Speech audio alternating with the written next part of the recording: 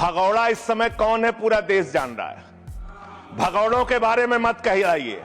देश का प्रधानमंत्री गैस के संकट के इस समय में किस गुफा में छुपा हुआ है, पहले उसको निकाल के लाइए। आप पहले उसको निकाल के लाइए। प्रधानमंत्री किस गुफा में छुपे हुए हैं? प्रधानमंत्री के बारे में आप हमारे ऊपर टिप्पणी कर रहे हैं, का प्रयोग नहीं करेंगे। आप हमारे ऊपर टिप्पणी कर रहे हैं।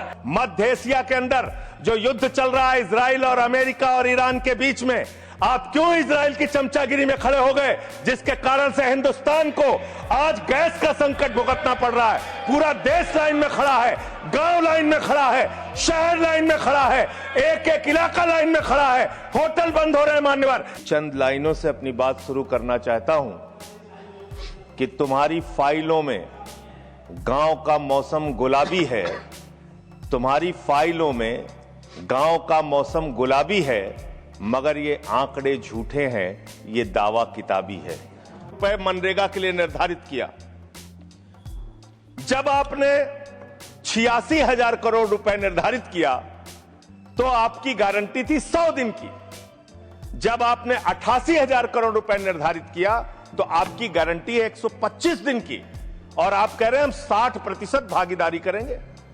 पिछले कई वर्षों से, जब से प्रधानमंत्री नरेंद्र मोदी जी बने हैं इस देश के और जब से भारतीय जनता पार्टी की सरकार है, मनरेगा की स्कीम में इस सदन के अंदर मैं पूरे जिम्मेदारी से बोलना चाहता हूं, एक भी साल में 50 दिन से ज्यादा आपने रोजगार नहीं दिया। मनरेगा स्कीम को आपने मारने का काम किया, खत्म करने का काम किया, और उसके बाद आपने कह दिया 40% राज्य सरकारों की हिस्सेदारी होगी। जो राज्य सरकारें ज्यादातर घाटे में चल रही हैं, चलिए वो भी आपने कर दिया जो आपको करना था। आपने स्कीम पास कर दी जी राम जी की, लेकिन मुझे आप जरा कृपा करके बताइए, आपके हिस्से का 125 दिन के हिसाब से रुपया बैठता है मंत्री जी 2 लाख करोड़ रुपए। तो आपने तो निर्धारित ही 88,000 करोड़ रुपए किया है, तो आप इस स्कीम में क्या सोचते हैं, क्या आपकी योजना है और कितना आप बजट निर्धारित करना चाहते हैं? यानी कि आपकी मंशा ही साफ नहीं है कि आप मनरेगा स्कीम को गांव गांव तक चला सकें। इसके बाद मान्यवर आते हैं, एक मिनट माननीय मंत्री, करना चाहता हूं कि जब मैं बोलूं तब आप सुनने जरूर उपस्थित रहना, बोल के चले मत जाना, एक एक चीज का जवाब दूंगा।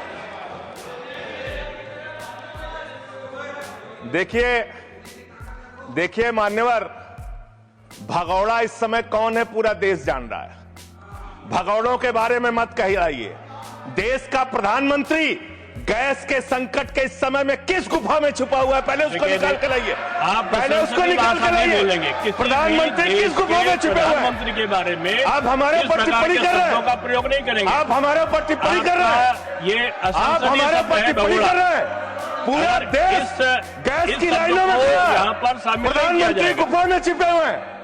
प्रधानमंत्री को निकाल के लाइए, प्रधानमंत्री को निकाल के लाइए। मुद्दों पे बात नहीं करेंगे। इस्तेमाल किया है, ये शब्द ठीक नहीं है। अरे मान्यवर, आप मेरा समय जा रहा है। मान्यवर मेरा समय जा रहा है, कृपा करके समय।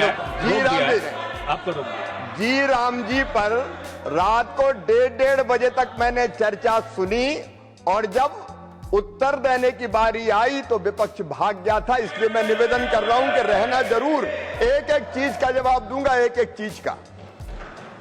दूसरी चीज है, जो भगोड़ा शब्द है उसको उसमें शामिल नहीं करेंगे। जी मान्यवर, बात करते हैं ग्रामीण विकास की आप बात कर रहे हैं। उज्ज्वला स्कीम के तहत 8 से 10 करोड़ सिलेंडर गांव में आपने बांटे हैं, और 10 से 11 करोड़ सिलेंडर के कनेक्शन लोगों ने अपने आप से लिए हैं। 21 करोड़ सिलेंडर के कनेक्शन गांवों में हैं।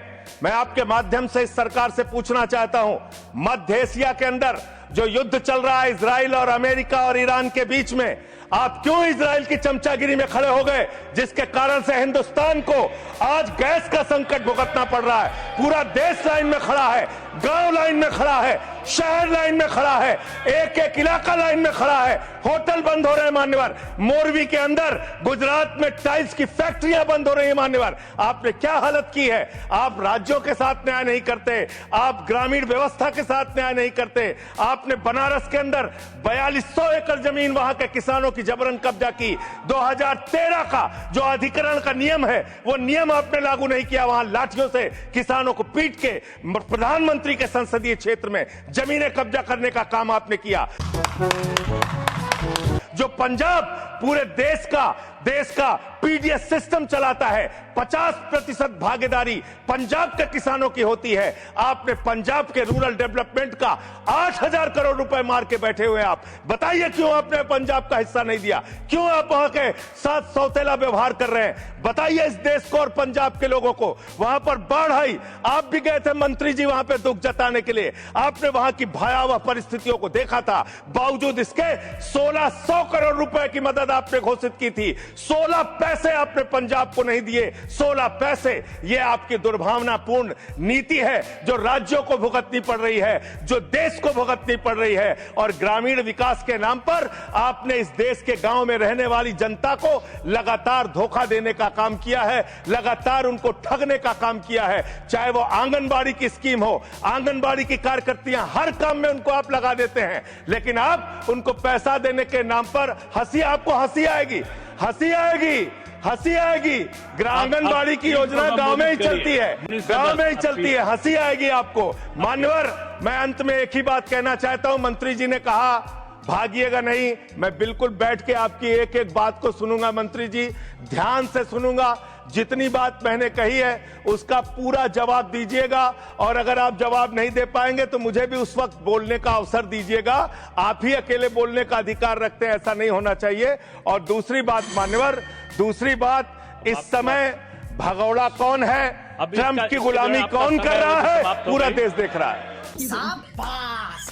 तो मित्रों, पूरा वीडियो देखने के लिए आपको दिल से धन्यवाद। इस वीडियो में देखा आपने संजय सिंह ने कैसे नरेंद्र मोदी का धज्जियां उड़ा रहे हैं।